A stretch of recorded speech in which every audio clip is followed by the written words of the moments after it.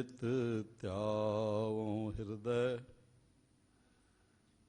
ਸ੍ਰੀ ਗੁਰੂ ਰਾਮਦਾਸ ਗੁਣ ਗਾਵੋ।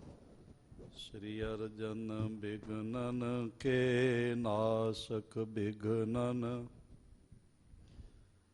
ਹਰ ਗੋਬਿੰਦ ਸ਼ੁਭ ਸੁਮਤ ਪਰ।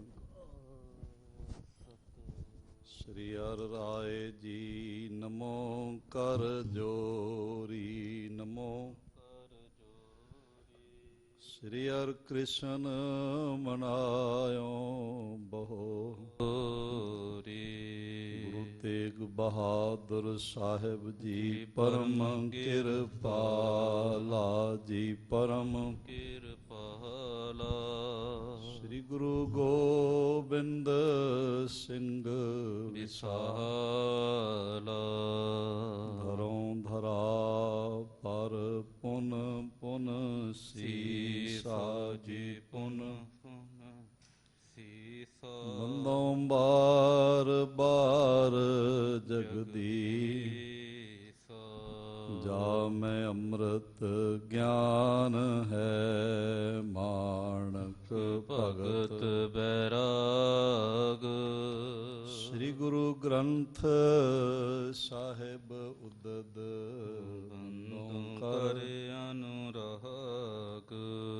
ਏਕ ਓੰਕਾਰਾ ਸਤਿਗੁਰੂ ਤੇ ਪ੍ਰਸਾਦਿ ਸਚ ਹੋਏ। ਵਾਹਿਗੁਰੂ ਜੀ ਕੀ ਫਤਿਹ ਹੈ। ਬਿਘਨ ਬਿਨਾਸਨ ਸੋਏ। ਜਹ ਡਿਠੇ ਮਨ ਤੀਰੀਐ ਕਿਲ ਵਿਖ ਵੰਜਨ ਦੂਰੇ। ਸੋ ਕਿਉ ਵਿਸਰੈ ਮਾਉ ਮੈਂ ਜੋ ਰਹਿਆ ਭਰਪੂਰੇ। ਸੋ ਕਿਉ ਵਿਸਰੈ ਮਾਉ ਮੈਂ ਜੋ ਰਹਿਆ ਭਰਪੂਰੇ।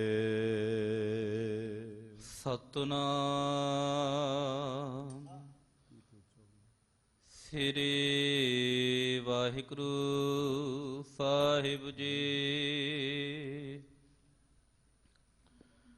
ਤਿਨ ਕੇ ਬਚਨ ਸੁਨਹਿ ਜੋ ਆਇਆ।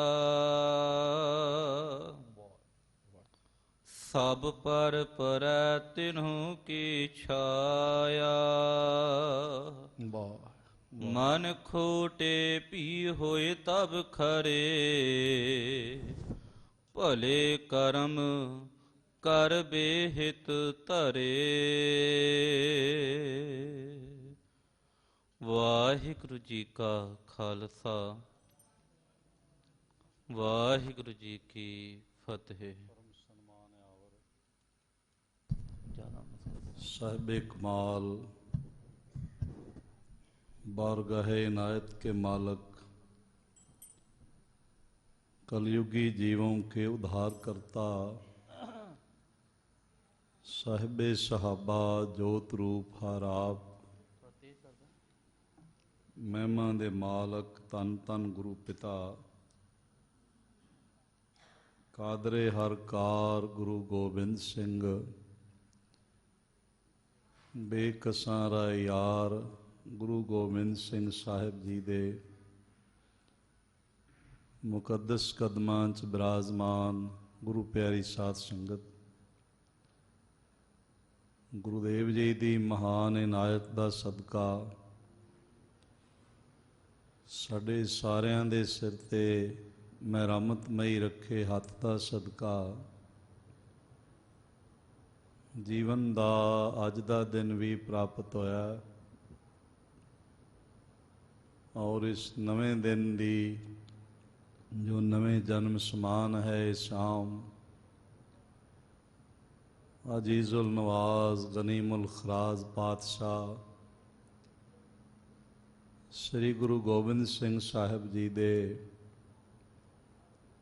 मुबारक कदमां दी खाक दे नाम करना नसीब होया। ਸਤਿਗੁਰੂ ਜੀ ਦੇ ਦਰ ਤੋਂ ਨਿਵਾਜੇ ਹੋਏ ਕੀਰਤਨੀਆਂ ਤੋਂ ਸੋਦਰ ਚੌਂਕੀ ਦੇ ਸ਼ਬਦ ਗਾਇਨ, ਹਰ ਕੀਰਤ ਹਮਰੀ ਰਹਿ ਰਾਸ, ਆਰਤੀ ਆਰਤਾ ਜੀ ਕੇ ਗਾਇਨ। ਅਰਦਾਸ ਫਿਰ ਮਹਾਰਾਜ ਜੀ ਦੇ ਹੁਕਮਨਾਮੇ ਆਪ ਨੇ ਝੋਲੀ 'ਚ ਪਵਾਏ ਹਨ। ਕੁਝ ਸਮਾਂ ਹੋਰ ਸਤਿਗੁਰੂ ਗੁਰੂ ਅਰਜਨ ਦੇਵ ਜੀ ਦੀਆਂ ਅੰਮ੍ਰਿਤ ਜੀਵਨ ਗਾਥਾਵਾਂ, ਜੀਵਨ ਕਥੜੀਆਂ, ਜਿਨ੍ਹਾਂ ਨੂੰ ਸੁਣਨ ਨਾਲ, ਵਿਚਾਰਨ ਨਾਲ ਤੇ ਮੰਨਣ ਨਾਲ ਜੀਵਨ ਅੰਮ੍ਰਿਤਮਈ ਬਣ ਸਕਦਾ ਹੈ। ਮਿਲ ਕੇ ਵਿਚਾਰ ਸਕੀਏ। ਪੇਸ਼ਤਰ ਜਿਤਨੇ ਮਾਤਾ ਭਰਾਤਾ ਹਾਜ਼ਰੀਨ ਹਾਜ਼ਰੀ ਭਰ ਰਹੇ ਹੋ, ਬਹੁਤ ਵੱਡੀ ਗਿਣਤੀ ਵਿੱਚ ਸੰਗਤਾਂ ਆਪਣੇ ਘਰਾਂ 'ਚ ਬੈਠ ਕੇ ਆਪਣੇ ਜੀਵਨ ਦੀਆਂ ਇਹਨਾਂ ਘੜੀਆਂ ਨੂੰ, ਜੋ ਸੰਸਾਰ 'ਤੇ ਇੱਕ ਵੱਡੀ ਆਫਤ ਦੀ ਤਰ੍ਹਾਂ ਨੇ, ਫਿਤਨਾ ਦੀ ਤਰ੍ਹਾਂ ਹਨ, ਕਿਆਮਤ ਦੀਆਂ ਇਹਨਾਂ ਘੜੀਆਂ ਵਿੱਚ ਗੁਰੂ ਕਲਗੀਧਰ ਪਾਤਸ਼ਾਹ ਜੀ ਦੇ ਚਰਨ ਕਮਲਾਂ ਨਾਲ ਜੁੜੀਆਂ ਹੋਈਆਂ ਹਨ। ਮੈਂ ਗੁਰਬਾਣੀ ਆਧਾਰ ਹੈ, ਗੁਰਬਾਣੀ ਲਾਗ ਰਹਾਉ। ਮਹਾਰਾਜ ਜੀ ਦੇ ਬਚਨਾਂ ਦਾ ਆਸਰਾ ਲੈ ਕੇ ਆਪਣੇ ਸ਼ਾਮ ਦੇ ਸਮੇਂ ਨੂੰ ਸਫਲ ਕਰ ਰਹੇ ਹੋ। ਸਤਿਗੁਰੂ ਮਹਾਰਾਜ ਜੀ ਦੀਆਂ ਜੀਵਨ ਗਾਥਾਵਾਂ ਰਾਹੀਂ ਮਨ ਜੁੜ ਸਕੇ, ਇਸ ਲਈ ਪਹਿਲਾਂ ਦੋਹਾਂ ਹੱਥਾਂ ਨੂੰ ਹਿਰਦੇ ਦੇ ਸਾਹਮਣੇ ਜੋੜੀਏ। ਨੇਤਰ ਬੰਦ ਕਰਕੇ ਐਸਾ ਗਹਿਰਾਈ ਤੋਂ ਮਹਿਸੂਸ ਕਰੀਏ ਕਿ ਸਾਡਾ ਸੀਸ ਗੁਰੂ ਗੋਬਿੰਦ ਸਿੰਘ ਸਾਹਿਬ ਜੀ ਦੇ ਮੁਬਾਰਕ ਚਰਨ ਕਮਲਾਂ 'ਤੇ ਟਿਕਿਆ ਹੈ ਤੇ ਸਾਹਿਬ ਜੀਆਂ ਨੇ ਮਿਹਰ ਭਰਿਆ ਹੱਥ ਸਾਡੇ ਸਿਰ 'ਤੇ ਰੱਖਿਆ ਹੋਇਆ। ਗੁਰੂਦੇਵ ਜੀ ਦੇ ਸ਼ਬਦ ਰੂਪੀ ਕਦਮਾਂ ਨੂੰ ਗਲਵੱਕੜੀ ਕਰਦਿਆਂ, ਚਰਨ ਚੁੰਮਦਿਆਂ ਹੋਇਆਂ ਗੁਰੂ ਕੀ ਮੁਬਾਰਕ ਫਤਿਹ ਦੁਆਰਾ ਸਾਂਝ ਬਣਾਈਏ। ਵਾਹਿਗੁਰੂ ਜੀ ਕਾ ਖਾਲਸਾ, ਵਾਹਿਗੁਰੂ ਜੀ ਕੀ ਫਤਿਹ। ਕੱਲ੍ਹ ਤਾਂ ਪਾਕ ਨੇ ਬੜੇ ਪਿਆਰ ਨਾਲ ਸਰਵਣ ਕੀਤਾ ਕਿ ਭਾਈ ਲਾਲਾ ਸੇਠੀ, ਭਾਈ ਚੂਹੜ, ਭਾਈ ਸਾਈਂ ਤੇ ਭਾਈ ਨਿਹਾਲੂ ਜੀ, ਇਹ ਚਾਰੇ ਮਿਲ ਕੇ ਮਹਾਰਾਜ ਗੁਰੂ ਅਰਜਨ ਦੇਵ ਜੀ ਦੇ ਚਰਨਾਂ 'ਚ ਆਏ। ਹੋ ਸਕਦਾ ਹੈ ਭਾਈ ਨਿਹਾਲੂ ਜੀ ਉਹੀ ਹੋਵਣ ਜੋ ਗੁਰੂ ਅਰਜਨ ਦੇਵ ਮਹਾਰਾਜ ਦੇ ਸਮੇਂ ਇੱਥੇ ਪਟਨਾ ਦੇ ਵਸਨੀਕ ਸਨ ਔਰ ਬਹੁਤ ਮਹਾਨ ਕੀਰਤਨੀਏ ਸਨ, ਮਹਾਰਾਜ ਦੀ ਬਾਣੀ ਪੜ੍ਹਨ ਵਾਲੇ, ਵਿਆਖਿਆ ਕਰਨ ਵਾਲੇ। ਇਹ ਦੋ ਭਰਾਓ ਸਨ, ਇੱਕ ਦਾ ਨਾਮ ਨਿਵੱਲਾ ਤੇ ਇੱਕ ਦਾ ਨਾਮ ਨਿਹਾਲੂ। ਇਸ ਇਲਾਕੇ ਵਿੱਚ ਸਿੱਖੀ ਦਾ ਬੋਲਬਾਲਾ ਰਿਹਾ।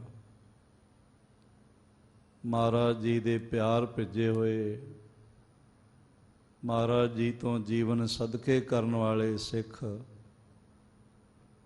ਇਸ ਇਲਾਕੇ ਵਿੱਚ ਇਤਿਹਾਸ ਪੜ੍ਹਿਆਂ ਦਿਖਾਈ ਪੈਂਦੇ ਹਨ।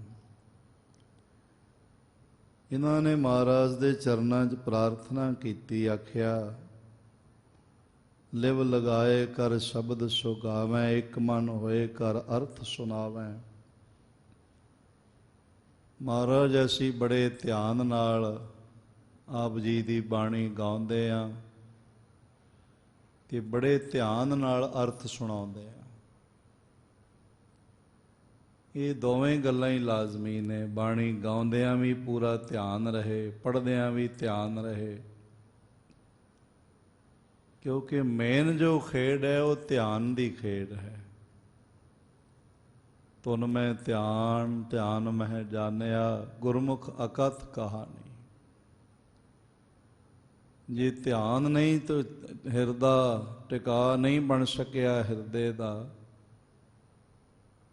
ਤੇ ਫਿਰ ਅਸੀਂ ਜਿੱਥੇ ਸਰੀਰ ਕਰਕੇ ਹੁੰਦੇ ਹਾਂ ਉੱਥੇ ਹੋਣ ਵਾਲੀਆਂ ਤਮਾਮ ਕਿਰਿਆਵਾਂ ਦਾ ਸਾਨੂੰ ਬੋਧ ਨਹੀਂ ਆਉਂਦਾ। ਥੋੜ੍ਹਾ ਜਿਹਾ ਉੱਪਰਾ ਧਿਆਨ ਹੋਵੇਗਾ ਨਾ, ਉੱਪਰਲੇ ਲੈਵਲ ਦਾ, ਉੱਪਰਲੇ ਤਲ ਦਾ, ਤੇ ਅਸੀਂ ਇੱਥੇ ਬੈਠਾਂਗੇ, ਸਾਨੂੰ ਕੁਝ ਸੱਜਣ ਬੈਠੇ ਹੋਏ ਦਿਖਾਈ ਪੈਣਗੇ, ਮਨ ਕੁਝ ਆਪਣੀ ਅਧੇੜ ਬੁਣ ਚ ਰਵੇਗਾ।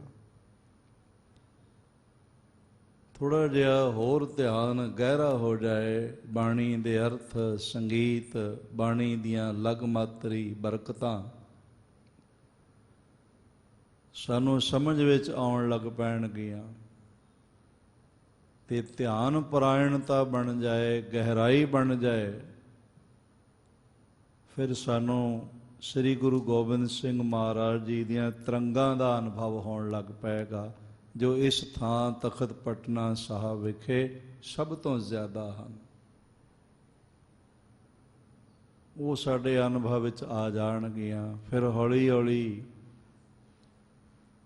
ਐਸੀ ਸਾਖਿਆਤਕਾਰ ਬਿਰਤੀ ਹੋ ਜਾਏਗੀ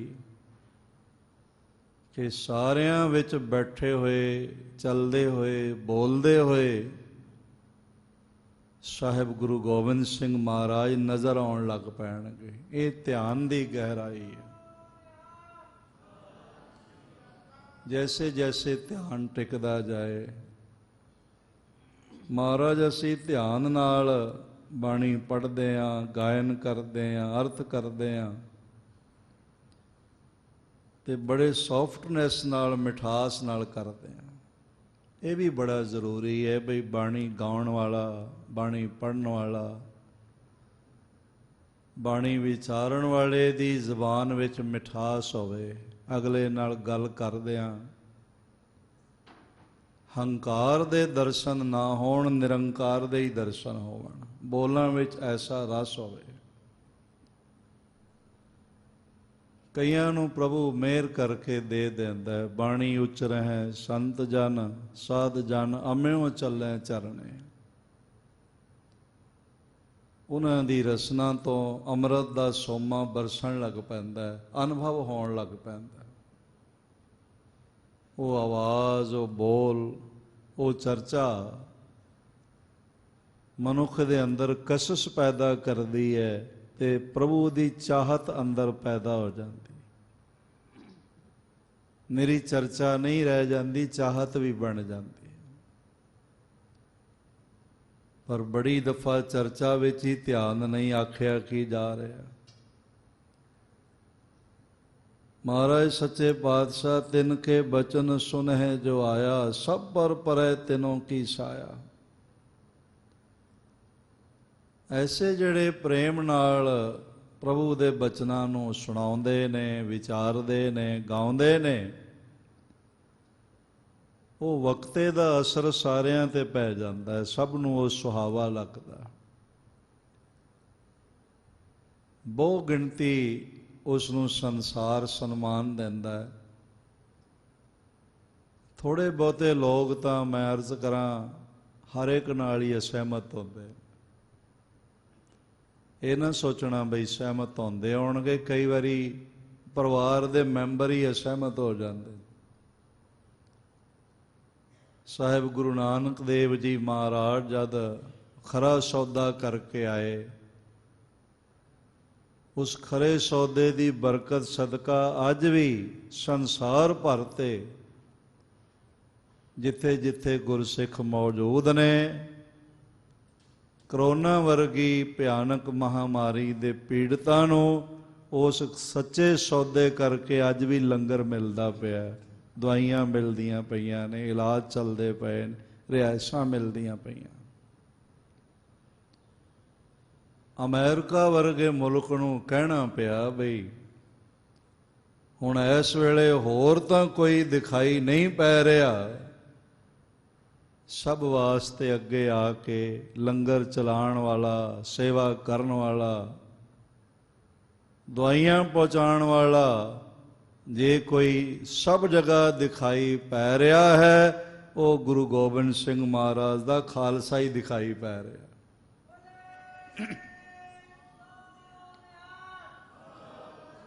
ਦੇਖੋ ਤੁਸੀਂ ਜੈਕਾਰਾ ਵੀ ਬੁਲਾ ਦਿੱਤਾ ਇਹ ਗੱਲ ਸੁਣ ਕੇ, ਮਨ ਪ੍ਰਸੰਨ ਹੋਇਆ ਤੁਹਾਡਾ।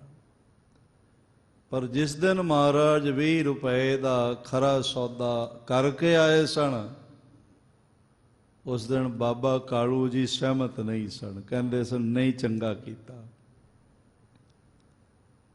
ਮੈਂ ਅਰਜ਼ ਕਰਾਂ, ਸ਼੍ਰੀ ਰਾਮ ਬੜੇ ਪ੍ਰਸੰਨ ਅਯੋਧਿਆ ਦੇ ਲੋਕ।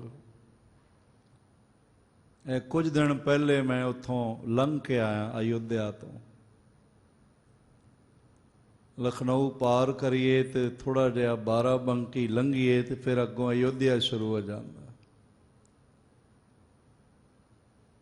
ਮੈਂ ਅਰਜ਼ ਕਰਾਂ, ਸਾਰਾ ਅਯੋਧਿਆ ਹਰ ਨਰ ਨਾਰ ਬੜਾ ਪ੍ਰਸੰਨ ਸੀ, ਬੜਾ ਖੁਸ਼ ਸੀ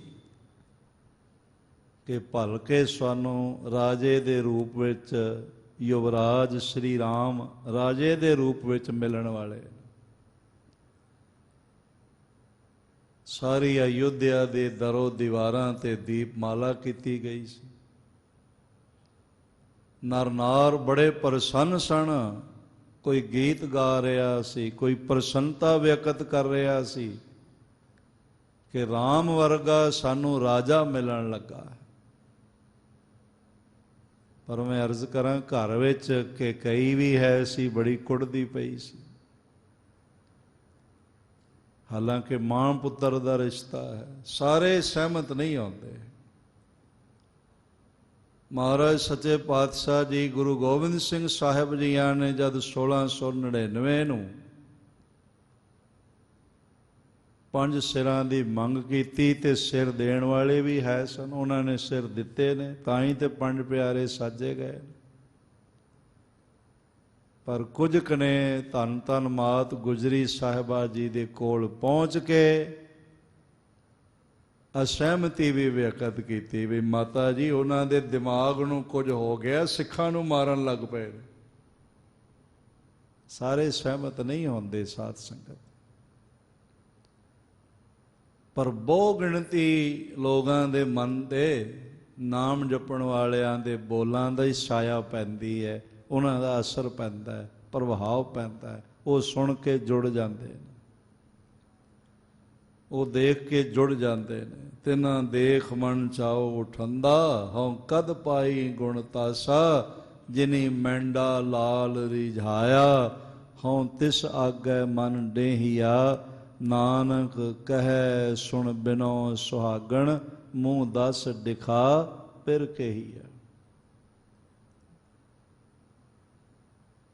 ਬਹੁਤ ਸਾਰਿਆਂ ਦੇ ਮਨ ਤੇ ਪ੍ਰਭਾਵ ਪੈਂਦਾ, ਪਰ ਨਿਰਮਲ ਹਿਰਦਿਆਂ ਦਾ ਪੈਂਦਾ, ਬਾਕੀਆਂ ਦਾ ਨਹੀਂ ਪੈਂਦਾ। ਸਭ ਪਰ ਪਰੈ ਤਿਨੋਂ ਕੀ ਸਾਇਆ। ਅਗਲੇ ਬਚਨ ਸਰਵਣ ਕਰੀਏ ਪੇਸ਼ਤਰ। ਇੱਕ ਵਾਰੀ ਸਾਰੇ ਗੁਰੂ ਅਰਜਨ ਦੇਵ ਜੀ ਦਾ ਧਿਆਨ ਕਰਦਿਆਂ ਹੋਇਆਂ ਆਖੋ ਧੰਨ ਗੁਰੂ ਅਰਜਨ ਦੇਵ ਜੀ ਮਹਾਰਾਜ। ਇੱਕ ਵਾਰੀ ਫਿਰ ਆਖੋ ਜੀ, ਧੰਨ ਗੁਰੂ ਅਰਜਨ ਦੇਵ ਜੀ ਮਹਾਰਾਜ। ਮਨ ਖੋਟੇ ਵੀ ਹੋਏ ਤਬ ਖਰੇ। ਐਸੇ ਕਮਾਈ ਵਾਲੇ ਗੁਰਮੁਖਾਂ ਦੇ ਰਸਨਾ ਤੋਂ ਬੋਲ ਸੁਣ ਕੇ ਜਿਹੜੇ ਖੋਟੇ ਮਨ ਹੁੰਦੇ ਨੇ ਉਹ ਵੀ ਖਰੇ ਹੋ ਜਾਂਦੇ। ਖੋਟੇ ਸੰਗ ਖਰੇ, ਖਰਿਆਂ ਦੀ ਸੰਗਤ ਕਰਕੇ ਖੋਟੇ ਹਿਰਦੇ ਵੀ ਖਰੇ ਹੋ ਜਾਂਦੇ। ਧੰਨ ਧੰਨ ਸ਼ਹੀਦ ਬ੍ਰਹਮ ਗਿਆਨੀ ਗੁਰੂ ਕਾ ਸੀਨਾ ਬਹਾਦਰ ਬਾਬਾ ਬਿਧੀ ਚੰਦ ਜੀ ਨੂੰ ਦੇਖੀਏ ਤੇ ਪਹਿਲਾਂ ਜੀਵਨ ਕੁਝ ਹੋਰ ਤਰ੍ਹਾਂ ਦਾ ਸੀ, ਪਰ ਜਦ ਭਾਈ ਅਦਲੀ ਜੀ ਦੇ ਨਾਲ ਮਿਲਣਾ ਹੋਇਆ ਤੇ ਉਹਨਾਂ ਦੀ ਸੰਗਤ ਦੀ ਐਸੀ ਰੰਗਤ ਚੜ੍ਹੀ, ਫਿਰ ਆਖਿਆ ਹੁਣ ਮੈਂ ਵੀ ਗੁਰੂ ਨਾਲ ਜੁੜਨਾ ਹੈ, ਮੈਂ ਵੀ ਗੁਰੂ ਨਾਲ ਜੁੜਨਾ ਹੈ। ਮਨ ਬਦਲ ਗਿਆ।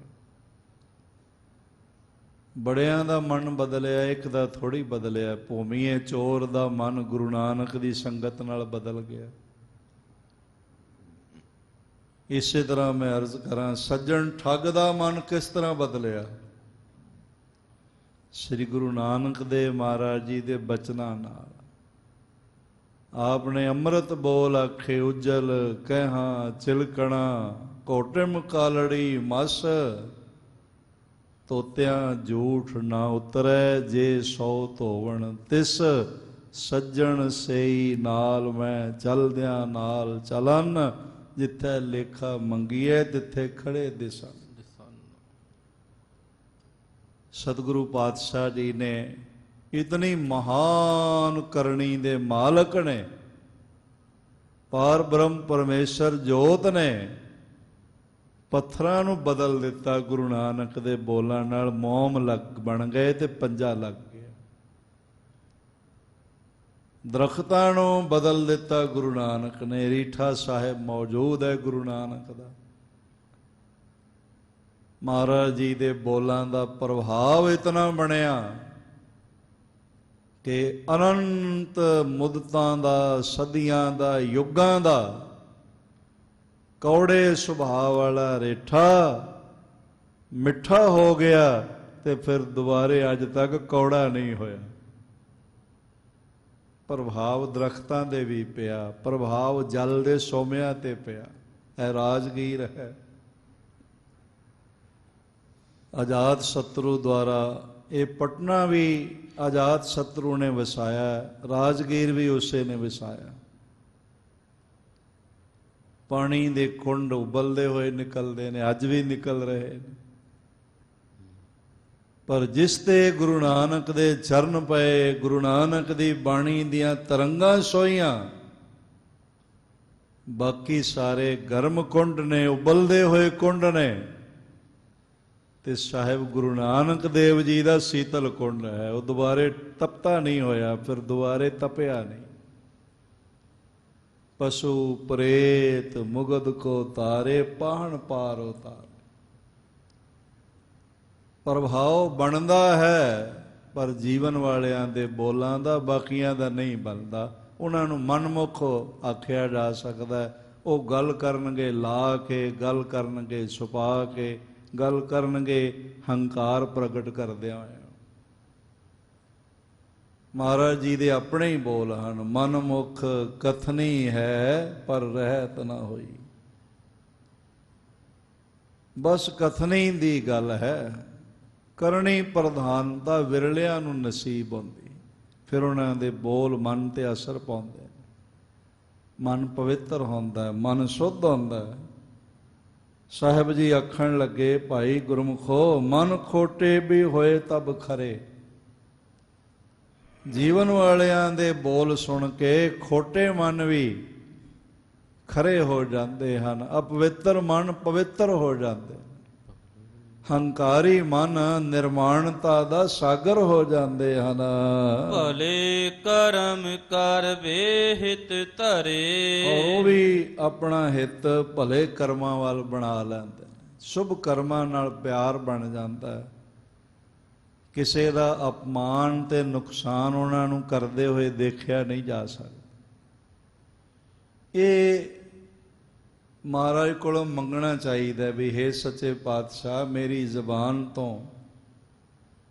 किसी के अपमान विच बोल ना निकलन ते मेरे शरीर तो किसी के नुकसान वाला कर्म ना हो जाए। किसी दे नुकसान ते अपमान तो खुद नूं बचाउणा चाहिए। हाँ अगले दा लाभ हो जाए, सन्मान हो जाए, करना चाहिए। सतगुरु महाराज जी की महान बरकत है। आखण लगे भले कर्म करबे हित धरै। वो शुभ कर्मां विच उन्हां दा हित बन जाता है, प्रेम बन जाता है, शुभ कर्मां दी सोच बन जाती है और ऐसी अवस्था प्रगट होती है शुभ कर्मन ते कबहू न टरो। सिरी मुख ते बोले बच पूत। इस तरह पूत का मतलब है पवित्र। किते पूत का मतलब इत्थे पुत्र ना समझ लेना। पूत शब्द भावें स्वरूप करके पुत्र वर्गा लगता है। पुत पूत सपूत पुत्र सपुत्र, पर इत्थे पूत शब्द का अखरी अर्थ हैगा है पवित्र। ਮਹਾਰਾਜ ਜੀਆਂ ਨੇ ਆਪਣੀ ਮੁਬਾਰਕ ਰਸਨਾ ਤੋਂ ਪਵਿੱਤਰ ਬਚਨ ਬੋਲਣਾ ਕੀਤਾ ਹੈ। ਜੋ ਨਰ ਕਰਹਿ ਭਲੀ ਕਰਤੂਤ। ਸਾਹਿਬ ਕਹਿਣ ਲੱਗੇ, ਭਾਈ ਪੁਰਖੋ, ਗੁਰਮੁਖੋ, ਲਾਲਾ ਜੀ, ਚੂਹੜ ਜੀ, ਸਾਈਂ ਨਿਹਾਲੂ ਜੀ, ਜਿਹੜੇ ਮਨੁੱਖ ਸ਼ੁਭ ਕਰਮ ਕਰਦੇ ਹਨ, ਭਲੀ ਕਰਤੂਤ ਕਰਦੇ ਹਨ, ਜਿਮ ਅਪਰਣ ਉਪਦੇਸ਼ ਉਚਾਰੈ। ਉਹਨਾਂ ਦਾ ਜੀਵਨ ਇਸ ਤਰ੍ਹਾਂ ਦਾ ਹੁੰਦਾ ਹੈ ਵੀ ਜਿਵੇਂ ਦੂਜਿਆਂ ਨੂੰ ਕਹਿੰਦੇ ਨੇ, ਬਾਕੀਆਂ ਨੂੰ ਜਿਵੇਂ ਸ਼ੁਭ ਉਪਦੇਸ਼ ਦ੍ਰਿੜ ਕਰਾਉਂਦੇ ਹਨ, ਉਹ ਕਹਿੰਦੇ ਹਨ। ਜਿਮ ਨਿਸਚੈ ਆਪਣੈ ਉਰ ਧਾਰੇ। ਠੀਕ ਉਸੇ ਤਰ੍ਹਾਂ ਆਪਣੇ ਹਿਰਦੇ ਵਿੱਚ ਵੀ ਧਾਰਨ ਕਰਦੇ, ਪਰ ਬਹੁ ਗਿਣਤੀ ਹੈ ਲੋਕਾਂ ਨੂੰ ਕਹਿੰਦੇ ਨੇ, ਆਪ ਨਹੀਂ ਕਰਦੇ। ਤੇ ਮਹਾਰਾਜ ਨੇ ਬਚਨ ਵੀ ਆਪਣੀ ਬਾਣੀ 'ਚ ਦਰਸਾਇਆ ਹੈ, ਕਹਿੰਦੇ ਨੇ ਅਵਰ ਉਪਦੇਸੈ ਆਪ ਨਾ ਕਰੈ।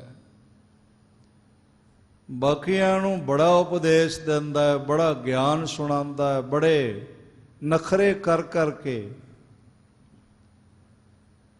ਕਈਆਂ ਨੂੰ ਤਾਂ ਮੈਂ ਦੇਖਿਆ ਉਹਨਾਂ ਦੇ ਨਖਰੇ ਹੀ ਬੜੇ ਹੁੰਦੇ, ਸਟੇਜ ਤੇ ਬੋਲਣਗੇ ਬਾਹਾਂ ਉਸਾਲ ਕੇ। ਜੇ ਮਹਾਰਾਜ ਜੀ ਦੇ ਕਮਾਨ ਦਾ ਜ਼ਿਕਰ ਕਰਨਗੇ ਤੇ ਹੱਥ ਉਸ ਤਰ੍ਹਾਂ ਹੀ ਕਰਨਗੇ ਜਿਵੇਂ ਤੀਰ ਚਲਾਉਣ ਲੱਗੇ, ਪਰ ਉਹ ਸ਼ਬਦਾਂ ਦਾ ਤੀਰ ਵੱਜਦਾ ਨਹੀਂ ਕਿਸੇ। ਆਪਣਾ ਨਿਤਨੇਮ ਨਾ ਹੋਵੇ, ਆਪਣਾ ਜਾਪ ਨਾ ਹੋਵੇ, ਆਪਣੀ ਅਕੀਦਤ ਨਾ ਹੋਵੇ ਹਿਰਦੇ 'ਚ, ਦੂਜੇ ਤੇ ਕੀ ਅਸਰ ਪੈਣਾ। ਅਵਰ ਉਪਦੇਸੈ ਆਪ ਨਾ ਕਰੈ, ਆਵਤ ਜਾਵਤ ਜਨਮੈ ਮਰੈ। ਇਹ ਗਿਆਨ, ਇਹ ਉਪਦੇਸ਼ ਉਹਦਾ ਜਨਮ ਮਰਨ ਨਹੀਂ ਕੱਟੇਗਾ, ਤੇ ਜਿਹਨੇ ਆਪਣਾ ਹੀ ਨਹੀਂ ਕੱਟਣਾ ਉਹਨੇ ਦੂਜੇ ਦਾ ਕਿੱਥੋਂ ਕੱਟ ਦੇਣਾ। ਭਾਈ ਦੂਜਿਆਂ ਨੂੰ ਤਾਂ ਉਹੀ ਚਿਰਾਗ ਰੋਸ਼ਨੀ ਦੇ ਸਕਦਾ ਹੈ ਨਾ ਜਿਹੜਾ ਆਪ ਜਗਿਆ ਹੋਇਆ, ਤੇ ਜਿਹੜਾ ਬੁੱਝਿਆ ਹੋਇਆ ਉਹ ਤੇ ਖੁਦ ਨਹੀਂ ਲੱਭਦਾ ਪਿਆ ਵੀ ਕਿੱਥੇ ਹੈ, ਨਜ਼ਰ ਹੀ ਨਹੀਂ ਆ ਰਿਹਾ। ਇਸ ਲਈ ਗੁਰਸਿੱਖਾਂ ਨੂੰ ਗੁਰੂ ਨੇ ਬਰਕਤ ਦਿੱਤੀ ਹੈ, ਉਹ ਪਹਿਲੇ ਜਪਣਗੇ ਫਿਰ ਦੱਸਣਗੇ। ਪਹਿਲੇ ਮਨ ਪਰ ਬੋਧ ਹੈ ਆਪਣਾ ਪਛ ਹੈ ਅਗਰ ਰਿਝਾਵੈ, ਸੋ ਪੰਡਿਤ ਜੋ ਮਨ ਪਰ ਬੋਧ ਹੈ, RAM ਨਾਮ ਆਤਮ ਮੈਂ ਸੁਧ ਹੈ, RAM ਨਾਮ ਸਾਰ ਰਸ ਪੀਵੈ, ਉਸ ਪੰਡਿਤ ਕੇ ਉਪਦੇਸ਼ ਜਗ ਜੀਵੈ। ਹਰ ਕੀ ਕਥਾ ਹਿਰਦੈ ਬਸਾਵੈ। ਗੁਰੂ ਅਰਜਨ ਦੇਵ ਮਹਾਰਾਜ ਪਾਰ ਬ੍ਰਹਮ ਪਰਮੇਸ਼ਰ ਦੀ ਮਹਿਮਾ ਨੂੰ, ਗੁਣਾਨਵਾਦ ਨੂੰ ਹਿਰਦੇ 'ਚ ਵਸਾਉਣਾ ਕਰੇ, ਸੋ ਪੰਡਿਤ ਫਿਰ ਜੋਨ ਨ ਆਵੈ। ਉਹ ਫਿਰ ਜੰਮਦਾ ਮਰਦਾ ਨਹੀਂ। ਉਹਨਾਂ ਦੇ ਬੋਲ ਸੁਣ ਕੇ ਦੂਜੇ ਵੀ ਜਨਮ ਮਰਨ ਦੇ ਸਾਗਰ ਤੋਂ ਪਾਰ ਉਤਰ ਜਾਂਦੇ ਹਨ। ਮਹਾਰਾਜ ਜੀ ਫਰਮਾਨ ਕਰਦੇ ਹਨ, ਤਿਨ ਕੀ ਛਾਇਆ ਸਭ ਪਰ ਜਾਏ। ਐਸੇ ਗੁਰਮੁਖਾਂ ਦੇ ਬੋਲਾਂ ਦਾ ਅਸਰ ਸਾਰਿਆਂ ਤੇ ਜਾਂਦਾ। ਮਹਾਰਾਜ ਜੀ ਦੇ ਆਪਣੇ ਹੀ ਬੋਲ ਨੇ, ਖੱਤਰੀ ਬ੍ਰਾਹਮਣ ਸੂਦ ਵੈਸ ਉਪਦੇਸ਼ ਚੌ ਵਰਨਾ ਕੋ ਸਾਂਝਾ, ਗੁਰਮੁਖ ਨਾਮ ਜਪੈ ਉਧਰੈ ਸੋ ਕਲ ਮੈਂ, ਘਟ ਘਟ ਨਾਨਕ ਮਾਝਾ। ਉਹਨਾਂ ਦਾ ਅਸਰ ਜਪਣ ਵਾਲਿਆਂ ਦਾ, ਉਹ ਕਿਸੇ ਮਤ ਵਿੱਚ ਹੋਣ ਉਹਨਾਂ ਨੂੰ ਅਸਲੀਅਤ ਦਿਖ ਜਾਂਦੀ, ਉਹਨਾਂ ਨੂੰ ਬੋਧ ਹੋ ਜਾਂਦਾ। ਹੁਣ ਤੁਸੀਂ ਦੇਖ ਲਓ ਪੀਰ ਭੀਖਣ ਸ਼ਾਹ ਜੀ, ਉਹ ਸਿੱਖ ਪਰਿਵਾਰ ਵਿੱਚ ਤੇ ਨਹੀਂ ਸਨ, ਤੇ ਪਟਨਾ ਸਾਹਿਬ ਵੀ ਨਹੀਂ ਹੈਗੇ ਸਨ।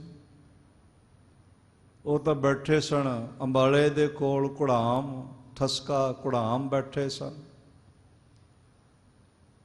ਤੇ ਝਟਪਟ ਨਮਾਜ਼ ਪੜ੍ਹਦਿਆਂ ਹੋਇਆਂ ਸਜਦਾ ਚੜ੍ਹਦੇ ਵੱਲ ਕਰਨ ਲੱਗ ਪਏ। ਮਰੀਦਾਂ ਨੇ ਪੁੱਛਿਆ, ਮੁਰੀਦਾਂ ਨੇ ਆਖਿਆ, ਹਜ਼ਰਤ ਅੱਜ ਸਜਦਾ ਕਿੱਧਰ ਕੀਤਾ ਹੈ? ਆਖਿਆ ਜਿੱਧਰ ਰੋਜ਼ ਕਰਦਾ ਉਧਰ ਹੀ ਕੀਤਾ। ਨਹੀਂ, ਅੱਜ ਤੁਸੀਂ ਦਿਸ਼ਾ ਬਦਲ ਲਈ। ਕਿਹਾ ਮੈਂ ਦਿਸ਼ਾ ਨੂੰ ਨਹੀਂ, ਮੈਂ ਖੁਦਾ ਨੂੰ ਸਜਦਾ ਕਰਦਾ ਰਿਹਾ, ਤੇ ਅੱਜ ਉਹਦੀ ਝਲਕ ਮੈਨੂੰ ਪੂਰਬ ਵਿੱਚ ਪਈ ਹੈ। ਆਖੋ ਧੰਨ ਗੁਰੂ ਗੋਬਿੰਦ ਸਿੰਘ ਜੀ ਮਹਾਰਾਜ।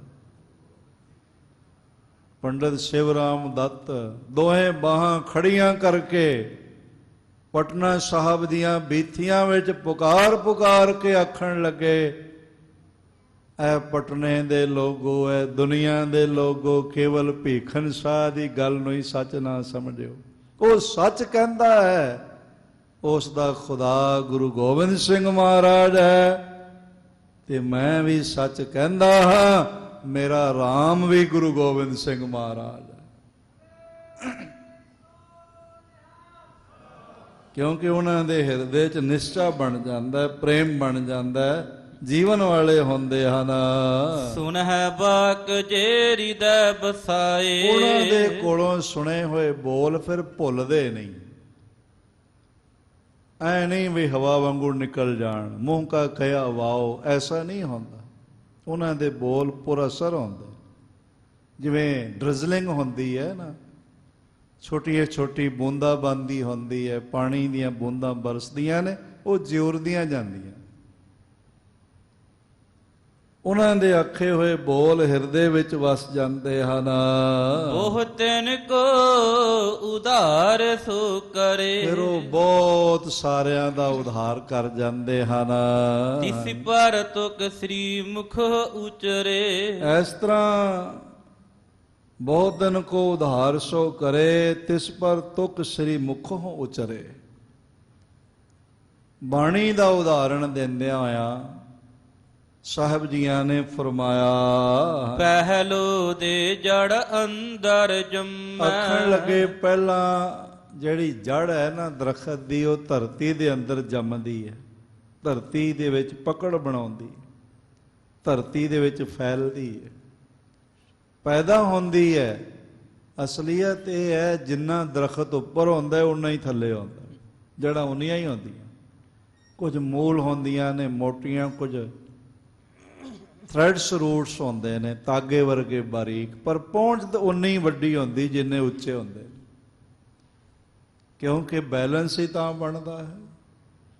ਜੇ ਇੱਕੋ ਜਿਹਾ ਤਰਾਜ਼ੂ ਵਿੱਚ ਵਜ਼ਨ ਨਾ ਹੋਵੇ ਤਾਂ ਡਗਮਗਾਉਂਦਾ ਹੈ। ਉਸ ਵੱਡੇ ਭਾਰੇ ਸ਼ਜ਼ਰ ਨੂੰ ਸਾਂਭਣ ਲਈ ਜੜ੍ਹਾਂ ਥੱਲੇ ਤੱਕ ਜਾਂਦੀਆਂ, ਜੇ ਪਾਣੀ ਦੇ ਲੈਵਲ ਤੱਕ ਜਾਂਦੀਆਂ, ਕਈਆਂ ਦੀਆਂ ਤਾਂ ਬਹੁਤ ਜ਼ਿਆਦਾ ਫੈਲ ਜਾਂਦੀਆਂ। ਮਹਾਰਾਜ ਕਹਿਣ ਲੱਗੇ, ਦਰਖਤ ਪਹਿਲੋਂ ਉਸ ਦੀ ਜੜ ਅੰਦਰ ਮਜ਼ਬੂਤ ਹੁੰਦੀ ਹੈ, ਜੰਮਦੀ ਹੈ, ਪਕੜ ਹੁੰਦੀ ਹੈ, ਪੈਦਾ ਹੁੰਦੀ ਹੈ, ਤਾ ਉਪਰ ਹੋਵੇ ਛਾਂ, ਤਾਂ ਹੀ ਉੱਪਰ ਛਾਂ ਹੁੰਦੀ ਹੈ। ਜਿਹੜੇ ਇਹ ਖੇਤੀਬਾੜੀ ਦਾ ਵਿਗਿਆਨ ਸਮਝਦੇ, ਉਹਨਾਂ ਨੂੰ ਪਤਾ, ਜਿਹੜਾ ਬੀਜ ਹੈ ਨਾ, ਪਹਿਲੇ ਜੜ ਨਿਕਲਦੀ, ਸਪਰਾਊਟ ਹੁੰਦਾ ਹੈ। ਆ ਸਾਡੇ ਘਰਾਂ ਵਿੱਚ ਆਮ, ਮੂੰਗੀ, ਚਨੇ, ਅਸੀਂ ਪੁੰਗਰੇ ਹੋਏ ਅੰਕੁਰਿਤ ਅਨਾਜ ਖਾਂਦੇ ਆ, ਉਹ ਜੜ ਹੁੰਦੀ, ਉਹ ਪੱਤੀਆਂ ਨਹੀਂ ਹੁੰਦੀ। ਜਿਹੜੇ ਸਪਰਾਊਟਡ ਹੁੰਦੇ ਨੇ, ਉਹ ਸਪਰਾਊਟ ਜੜ੍ਹਾਂ ਹੁੰਦੀ, ਰਾਊਟਸ ਹੁੰਦੇ ਨੇ ਉਹਦੇ। ਮਹਾਰਾਜ ਜੀ ਨੇ ਸਪਸ਼ਟ ਕਰ ਦਿੱਤਾ ਆਪਣੀ ਬਾਣੀ ਦੀ ਅੰਮ੍ਰਿਤ ਪੰਕਤੀ ਸੁਣਾਉਂਦਿਆਂ ਹੋਇਆਂ, ਕਹਿੰਦੇ ਨੇ ਪਹਿਲੇ ਜੜ ਪੈਦਾ ਹੁੰਦੀ ਹੈ, ਫਿਰ ਉੱਪਰ ਦਰਖਤ ਛਾਂ ਕਰਦਾ। ਤੇ ਸਾਧ ਸੰਗਤ, ਜੇ ਜੜ ਨਾ ਹੋਵੇ ਫਿਰ ਛਾਂ ਹੋ ਸਕਦੀ? ਇਹ ਪੰਕਤੀ ਵੀ ਸਾਹਿਬ ਜੀ ਦੀ ਮੌਜੂਦ ਹੈ। ਪੇੜ ਮੁੰਡਾ ਹੂੰ ਕੱਟਿਆ ਤਿਸ ਡਾਲ ਸੁਕੰਦੇ। ਜਿਹੜਾ ਦਰਖਤ ਜੜ ਨਾਲੋਂ ਕਟੀਚ ਜਾਏ, ਉਹਦੀਆਂ ਟਹਿਣੀਆਂ, ਸ਼ਾਖਾਵਾਂ, ਪੱਤੇ, ਫੁੱਲ, ਫਲ ਮੁੜਕ ਜਾਂਦੇ ਨੇ, ਕੱਖ ਵੀ ਨਹੀਂ ਰਹਿੰਦਾ। ਜਿਹੜੀਆਂ ਹਵਾਵਾਂ ਪੱਤਿਆਂ ਨਾਲ ਅਟਖੇਲੀਆਂ ਕਰਦੀਆਂ, ਉਹੀ ਸੁੱਕੇ ਪੱਤਿਆਂ ਨੂੰ ਉਡਾ ਕੇ ਖੁਰੇ ਕਿੱਥੇ ਲੈ ਜਾਂਦੀ। ਜਿਹੜੀ ਜ਼ਮੀਨ ਪਰਵਰਿਸ਼ ਕਰਦੀ ਹੈ, ਉਸ ਚੋਂ ਹੀ ਦੀਮਕ ਨਿਕਲ ਕੇ ਉਹਨੂੰ ਖਾਣ ਲੱਗ ਪੈਂਦੀ। ਟੁੱਟੇ ਹੋਏ ਦਰਖਤ ਦਾ ਤੇ ਇਹੀ ਹਾਲ ਹੈ ਨਾ ਸਾਧ ਸੰਗਤ। ਜਿਹੜੀ ਧੁੱਪ ਕਲੋਰੋਫਿਲ ਦੇ ਕੇ ਹਰਿਆਲੀ ਦਿੰਦੀ ਹੈ, ਉਹੀ ਧੁੱਪ ਦਰਖਤ ਦੇ ਅੰਦਰ ਪਾਣੀ ਦਾ ਆਖਰੀ ਕਤਰਾ ਵੀ ਸੁਕਾ ਕੇ ਸੁੱਟ ਦਿੰਦੀ। ਜਿਹੜਾ ਟੁੱਟਿਆ ਹੋਇਆ ਉਹਦਾ ਹਸਰ ਇਹੀ ਹੁੰਦਾ ਹੈ, ਪਹਿਲੋਂ ਦੇ ਜੜ ਅੰਦਰ ਜੰਮੇ ਤਾਂ ਉੱਪਰ ਹੋਵੇ ਛਾਂ। ਅੱਗੇ ਸਰਵਣ ਕਰੀਏ। ਚੋਪਈ ਜੋ ਪੜ ਕਰ ਉਪਦੇਸ ਬਤਾਵੈ। ਜਿਹੜੇ ਪੜ੍ਹ ਕੇ ਉਪਦੇਸ਼ ਸੁਣਾਉਂਦੇ ਹਨ, ਦੱਸਦੇ ਹਨ, ਆਪ ਨਹੀਂ ਸੁਭ ਕਰਮ ਕਮਾਵੈ। ਅਸੀਂ ਸਾਡੇ ਵਿੱਚ ਕੁਝ ਹੱਸਦਿਆਂ ਹੋਇਆਂ ਐਸੇ ਲੋਕਾਂ ਨੂੰ ਕਿਤਾਬੀ ਕੀੜੇ ਕਹਿ ਦਿੰਦੇ। ਇਹ ਕਿਤਾਬੀ ਕੀੜੇ ਤਾਂ ਆਖਿਆ ਜਾਂਦਾ ਹੈ ਬਈ ਕਿਤਾਬ ਵਿੱਚ ਕੀੜਾ ਲੱਗ ਜਾਂਦਾ ਹੈ, ਪਰ ਕਿਤਾਬ ਨੂੰ ਪੜ੍ਹ ਨਹੀਂ ਸਕਦਾ ਕੀੜਾ। ਪੜ੍ਹ ਸਕਦਾ, ਉਸ ਨੂੰ ਪੜ੍ਹਨਾ ਨਹੀਂ ਆਉਂਦਾ। ਇਸ ਤਰ੍ਹਾਂ ਇਹਨਾਂ ਨੇ ਕਿਤਾਬੀ ਕੀੜੇ ਬਣਨ ਦਾ ਸਬੂਤ ਪੇਸ਼ ਕੀਤਾ ਹੈ। ਗਿਆਨ ਸਿਰ ਤੇ ਲੱਦਿਆ ਹੋਇਆ ਜੀਵਨ ਵਿੱਚ ਕੋਈ। ਜਨਾਬ ਸ਼ੇਖ ਸਾਦੀ ਨੇ ਦੋ ਬੋਲ ਬੜੇ ਸੋਹਣੇ ਆਖੇ ਸਨ। ਦੁਜ਼ਦੇ ਮੁਹਾਫਜ਼ ਬਦਬਹੀ ਖਾ ਸ਼ੈਤਾਨ ਨਾਜ਼ਮ ਮੇ ਸ਼ਬਦ ਈ ਚੁਨੇ ਅਰ ਕਾਣੇ ਦੌਲਤ ਮੁਲਕ ਵੀਰਾਂਸ ਮੇ ਸ਼ਬਦ ਗੁਰ ਗਮੀਰੋ ਸਗ ਵਜ਼ੀਰੋ ਮੂਸ ਦੀਵਾ ਮੇ ਸ਼ਬਦ ਜ਼ਾਦ ਜ਼ਾਹਦ ਖਰਸਨਾਸੀ ਬੂਮ ਆਲਮ ਮੇ ਸ਼ਬਦ। ਜਿਹੜੇ ਜ਼ਾਹਦ ਹੋਣ, ਸਿਆਣੇ ਹੋਣ, ਪੜ੍ਹੇ ਲਿਖੇ ਹੋਣ, ਉਹਨਾਂ ਨੇ ਗਿਆਨ ਸਿਰਫ ਸਿਰ ਤੇ ਲੱਦਿਆ ਹੋਵੇ। ਆਪਣੇ ਸੀਸ ਤੇ ਕਿਤਾਬਾਂ ਲੱਦੀਆਂ ਹੋਣ, ਉੱਪਰ ਸਿਰ ਤੇ ਲੱਦ ਲਈਆਂ ਹੋਣੀਆਂ, ਵਿੱਚ ਦਿਮਾਗ ਵਿੱਚ ਲੱਦ ਲਈਆਂ ਹੋਣ, ਗੱਲ ਤੇ ਭਾਰ ਤੇ ਉਹਨਾਂ ਹੀ। ਕਿਸੇ ਖੋਤੇ ਤੇ ਕਿਤਾਬਾਂ ਲੱਦ ਦਈਏ ਤੇ ਕੋਈ ਫਕੀਰ ਸਾਈਂ ਨਹੀਂ ਹੋ ਜਾਂਦਾ ਉਹ। ਤੇ ਅੱਜ ਵੀ ਉਹ ਜੇ ਤੁਹਾਨੂੰ ਖੋਤੇ ਮਿਲ ਜਾਣਗੇ ਜਿਨ੍ਹਾਂ ਨੇ ਕਿਤਾਬਾਂ ਸਿਰ ਤੇ ਲੱਦੀਆਂ ਹੋਈਆਂ ਨੇ, ਕਰਤੂਤ ਖੋਤਿਆਂ ਵਾਲੀ। ਮਹਾਰਾਜ ਜੀ ਦਾ ਬਚਨ ਹੈ, ਚੰਦਨ ਲੇਪ ਉਤਾਰੇ ਧੋਏ ਗਰਧਵ ਪ੍ਰੀਤ ਭਸਮ ਸੰਗ ਹੋਏ। ਇਹਨਾਂ ਖੋਤਿਆਂ ਨੂੰ ਗੁਰੂ ਗੋਬਿੰਦ ਸਿੰਘ ਮਹਾਰਾਜ ਦੀ ਬਾਣੀ ਦੀ ਨਿੰਦਾ ਕਰਦੇ ਦੇਖਿਆ ਜਾ ਸਕਦਾ ਹੈ। ਭਸਮ ਨਾਲ ਇਹਨਾਂ ਦੀ ਪ੍ਰੀਤ ਹੈ। ਖਾਕ ਵਿੱਚ ਲੇਟਦੇ ਪਏ, ਦੂਜਿਆਂ ਨੂੰ ਤੋੜਦੇ ਪਏ, ਤੇ ਫਿਰ ਕਹਿਣਗੇ ਜੀ ਸਾਡੇ ਵਰਗਾ ਗਿਆਨੀ ਕੋਈ ਨਹੀਂ। ਰੱਬ ਤੁਹਾਡੇ ਵਰਗਾ ਗਿਆਨੀ ਕਿਸੇ ਨੂੰ ਨਾ ਹੀ ਬਣਾਵੇ, ਵਿਚਾਰੇ ਦਾ ਪਰਿਵਾਰ ਬਚ ਜਾਏਗਾ, ਕੁਲਾਂ ਬਚ ਜਾਣਗੀਆਂ। ਤੁਸੀਂ ਤੇ ਆਪਣੀਆਂ ਗਾਲਣੀਆਂ ਨੇ ਤੇ ਲੋਕਾਂ ਦੀਆਂ ਮਿਟਾ ਦੇਣੀਆਂ ਨੇ। ਮਨਮੁਖ ਕਥਨੀ ਹੈ ਪਰ ਰਹਿਤ ਨਾ ਹੋਈ। ਤੇ ਮੈਂ ਅਰਜ਼ ਕਰਾਂ, ਮੇਰੇ ਘੋੜੇ ਹੀ ਲੋਕ ਨਹੀਂ ਰੱਖਦੇ, ਖੋਤਿਆਂ ਵਾਲੇ ਵੀ ਹੁੰਦੇ ਨੇ। ਖੋਤਿਆਂ ਨੂੰ ਵੀ ਲੋਕੀ ਰੱਖਦੇ ਨੇ, ਘਾਹ ਵੀ ਪਾਉਂਦੇ। ਇਹ ਜਿਹੇ ਵਿਦਵਾਨਾਂ ਨੂੰ ਵੀ ਲੋਕੀ ਬੁਲਾਉਂਦੇ ਨੇ ਖੋਤਿਆਂ ਨੂੰ ਘਾਹ ਪਾਉਣ ਵਾਸਤੇ, ਕਿਉਂਕਿ ਉਹਨਾਂ ਖੋਤਿਆਂ ਦੀ ਪਿੱਠ ਤੇ ਇਹਨਾਂ ਨੇ ਆਪਣੇ ਮਟਕੇ ਰੱਖ ਕੇ ਵੇਚਣੇ ਹੁੰਦੇ। ਮਹਾਰਾਜ ਜੀ ਦੇ ਬੋਲ ਖਰੇ ਹਨ ਤੇ ਮੈਂ ਕਹਿ ਦਿੱਤੇ, ਹੁਣ ਜਿਹਨੂੰ ਲੱਗਦੇ ਲੱਗ ਜਾਣ, ਮੇਰੇ ਵੱਸ ਦੀ ਗੱਲ ਕੋਈ ਨਹੀਂ। ਇਹ ਬੋਲ ਸਾਹਮਣੇ ਆਏ ਤੇ ਮੈਂ ਛੁਪਾਏ ਨਹੀਂ। ਚੰਦਨ ਲੇਪ ਉਤਾਰੇ ਧੋਏ ਗਰਦਬ ਪ੍ਰੀਤ ਭਸਮ ਸੰਗ ਹੋਏ। ਅੰਧਕੂਪ ਮੈਂ ਪਤਿਤ ਬਿਕਰਾਲ ਨਾਨਕ ਕਾਢ ਲਿਓ ਪ੍ਰਭ ਦਇਆਲ। ਗੁਰੂ ਕਰੇ ਇਸ ਖਾਕ ਦੋਜ਼ੀ ਵਿੱਚੋਂ ਨਿਕਲਣਾ ਨਸੀਬ ਹੋ ਜਾਏ ਤੇ ਪਹਿਲੇ ਜੜ ਧਰਮ ਦੀ ਅੰਦਰ ਬਣੇ। ਕੇਵਲ ਪੜ੍ਹ ਕੇ ਨਾ ਸੁਣਾਈਏ, ਕਿਤਾਬੀ ਕੀੜੇ ਨਾ ਬਣੀਏ, ਸ਼ੁਭ ਕਰਮ ਵੀ ਬਣ ਜਾਏ। ਤਿਸ ਕੀ ਛਾਇਆ ਪਰਹਿ ਨ ਕਿਸ ਪੈ। ਉਹਨਾਂ ਦਾ ਅਸਰ ਕਿਸੇ ਤੇ ਨਹੀਂ ਪੈਂਦਾ,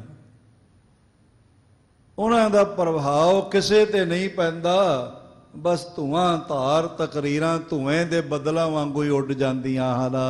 ਸਰਵਨ ਕਰੇ ਕੁਛ ਹੋਏ ਨਾ ਤਿਸ ਕੋ। ਉਹਨਾਂ ਦੇ ਕੋਲੋਂ ਸੁਣਿਆ ਹੋਇਆ ਕਿਸੇ ਦਾ ਬਣਦਾ ਕੁਛ ਨਹੀਂ। ਕੋਈ ਨਿਤਨੇਮ ਨਾਲ ਨਹੀਂ ਜੁੜਦਾ, ਕੋਈ ਗੁਰੂ ਦੀ ਸੰਗਤ ਨਾਲ ਨਹੀਂ ਜੁੜਦਾ, ਕੋਈ ਸ਼ੁਭ ਕਰਮਾਂ ਦਾ ਆਮਿਲ ਨਹੀਂ ਹੁੰਦਾ। ਇਮ ਸਤਿਗੁਰੂ ਸੋ ਸਿੱਖ ਸਰਾਹੇ। ਇਸ ਤਰ੍ਹਾਂ ਗੁਰੂ ਪਾਤਸ਼ਾਹ ਜੀ ਨੇ ਉਹਨਾਂ ਸਿੱਖਾਂ ਨੂੰ, ਭਾਈ ਲਾਲਾ, ਭਾਈ ਚੂਹੜ, ਭਾਈ ਸਾਈਂ, ਭਾਈ ਨਿਹਾਲੂ ਜੀ ਨੂੰ ਸਲਾਹਿਆ, ਵਡਿਆਇਆ ਹੈ। ਜਿਨ ਕੋ ਪ੍ਰੇਮ ਗੁਰੂ ਪਗ ਮਾਹੇ। ਅਤੇ ਉਹਨਾਂ ਨੂੰ ਵੀ ਸਰਾਹਿਆ ਜਿਨ੍ਹਾਂ ਦਾ ਪ੍ਰੇਮ ਗੁਰੂ ਚਰਨਾਂ ਨਾਲ ਹੈਗਾ। ਗੁਰੂ ਦੇ ਚਰਨ ਤੋਂ ਭਾਵ ਗੁਰੂ ਦਾ ਨਾਮ ਹੈ। ਜਿਹੜਾ ਨਾਮ ਜਪ ਰਿਹਾ, ਵਾਹਿਗੁਰੂ ਵਾਹਿਗੁਰੂ ਵਾਹਿਗੁਰੂ ਗੁਰਮੰਤਰ ਦਾ ਜਾਪ ਕਰ ਰਿਹਾ, ਉਹ ਗੁਰੂ ਦੇ ਚਰਨਾਂ ਨਾਲ ਜੁੜਿਆ ਹੈ। ਇਸ ਲਈ ਨਾਮ ਨੂੰ ਗੁਰੂ ਦੇ ਚਰਨ, ਪਰਮਾਤਮਾ ਦੇ ਚਰਨ ਕਿਹਾ ਜਾਂਦਾ ਹੈ, ਕਿਉਂਕਿ ਚਰਨਾਂ ਦੇ ਆਸਰੇ ਸਰੀਰ ਚੱਲਦਾ ਹੈ। ਆਪ ਜੋ ਪਹੁੰਚਦੇ ਹੋ ਇੱਥੇ ਪਟਨਾ ਸਾਹਿਬ ਤੇ ਪੈਰਾਂ ਨਾਲ ਚੱਲ ਕੇ ਪਹੁੰਚਦੇ ਹੋ, ਕੋਈ ਵੀ ਹੈ, ਸਾਰਾ ਸਰੀਰ ਚਰਨਾਂ ਦੇ ਆਸਰੇ ਚੱਲਦਾ ਹੈ ਤੇ ਸਾਰਾ ਬ੍ਰਹਿਮੰਡ ਨਾਮ ਦੇ ਆਸਰੇ ਚੱਲਦਾ ਹੈ। ਇਸ ਲਈ ਨਾਮ ਨੂੰ ਗੁਰੂ ਦੇ ਚਰਨ ਆਖਿਆ ਜਾਂਦਾ। ਗੁਰੂ ਦੇ ਚਰਨਾਂ ਨਾਲ ਜੁੜਨਾ, ਗੁਰੂ ਦੇ ਨਾਮ ਨਾਲ ਜੁੜਨਾ ਹੈ। ਸੁਨ ਅਪਰਨ ਗੁਣ ਸੁਭ ਉਰ ਧਾਰੇ। ਉਹਨਾਂ ਕੋਲੋਂ ਫਿਰ ਸੁਣ ਕੇ ਹੋਰ ਵੀ ਜਿਹੜੇ ਨੇ ਉਹ ਸ਼ੁਭ ਗੁਣਾਂ ਦੇ ਧਾਰਨੀ ਹੋ ਜਾਂਦੇ। ਐਸੇ ਜੀਵਨ ਵਾਲੇ ਮਹਾਂਪੁਰਖਾਂ ਦੇ ਗ੍ਰੰਥਾਂ ਨੂੰ ਪੜ੍ਹੋ। ਸੰਤ ਗਿਆਨੀ ਸੁੰਦਰ ਸਿੰਘ ਜੀ ਖਾਲਸਾ ਭਿੰਡਰਾਂ ਵਾਲੇ ਮਹਾਂਪੁਰਖ ਪੜ੍ਹੋ, ਉਹਨਾਂ ਦਾ ਜੀਵਨ, ਗੁਰਮੁਖ ਜੀਵਨ ਪੜ੍ਹੋ। ਮੈਂ ਅਰਜ਼ ਕਰਾਂ ਕਿਵੇਂ ਮਨ ਜੁੜਦਾ ਹੈ। ਭਾਈ ਸਾਹਿਬ ਭਾਈ ਵੀਰ ਸਿੰਘ ਜੀ ਨੂੰ ਪੜ੍ਹੋ, ਪੰਥ ਰਤਨ ਮਸਕੀਨ ਜੀ ਨੂੰ ਪੜ੍ਹੋ, ਕਿਵੇਂ ਜੀਵਨ ਜੁੜਦਾ ਹੈ। ਇਹ ਝਾੜੂ ਵਾਲੇ ਬਾਬਾ ਰਾਮ ਸਿੰਘ ਜੀ ਇੱਥੇ ਹੀ ਹੋਏ, ਉਹਨਾਂ ਨੂੰ ਪੜ੍ਹ ਕੇ ਦੇਖੋ, ਉਹਨਾਂ ਦਾ ਜੀਵਨ ਲਿਖਿਆ ਹੋਇਆ ਮਿਲ ਜਾਂਦਾ, ਕਿਵੇਂ ਮਨ ਜੁੜਦਾ ਹੈ। ਸੰਤ ਬਾਬਾ ਕਰਤਾਰ ਸਿੰਘ ਜੀ ਠੱਠੇ ਟਿੱਬੇ ਵਾਲਿਆਂ ਦਾ ਜੀਵਨ ਪੜ੍ਹੋ, ਕਿਵੇਂ ਮਨ ਜੁੜਦਾ ਹੈ। ਇੱਥੇ ਪਟਨਾ ਸਾਹਿਬ ਮੈਨੂੰ ਅਕਸਰ ਹੀ ਉਹਨਾਂ ਨੂੰ ਯਾਦ ਕਰਨ ਵਾਲੇ ਅੱਜ ਵੀ ਮਿਲ ਜਾਂਦੇ ਨੇ, ਤੇ ਯਾਦ ਕਰਦਿਆਂ ਕਰਦਿਆਂ ਉਹਨਾਂ ਦੀਆਂ ਅੱਖਾਂ ਆਂਸੂਆਂ ਨਾਲ ਭਰ ਜਾਂਦੀਆਂ। ਇਹ ਪਾਵਨ ਮੰਦਰ ਉਹਨਾਂ ਨੇ ਬਣਾਇਆ ਹੋਇਆ, ਤੇ ਕਾਰਨ ਕੀ ਹੈ? ਕਾਰਨ ਇਹ ਹੈ ਅੰਦਰ ਕਣੀ ਹੈਗੀ ਹੈ, ਪਹਿਲੋਂ ਦੇ ਜੜ ਅੰਦਰ ਜੰਮੇ ਤਾਂ ਉੱਪਰ ਹੋਵੇ ਸਾਉ।